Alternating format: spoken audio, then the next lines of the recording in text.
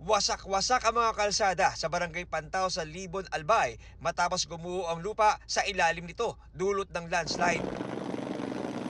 Kita sa aerial video ang kaliwat kanang landslide na dahilan kaya isolated ang 7 barangay sa Libon.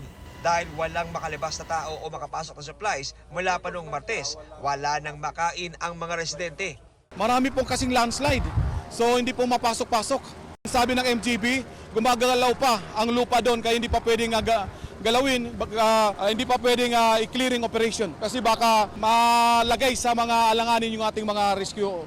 Sa kauna-unahang pagkakataon mula Maynila, narating ng GMA Integrated News, GMA Kapuso Foundation at ng militar ang isolated na barangay Pantaw, sakay ng mga helicopter ng Philippine Air Force at Malacanang, bit-bit ang relief goods.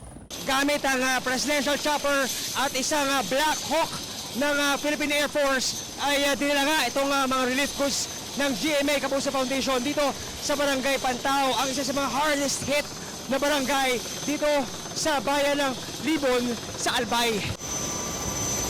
Paglapag namin, di maipinta ang saya sa mga residente na tumulong na sa pagbubuhat ng relief goods para may pamahagi.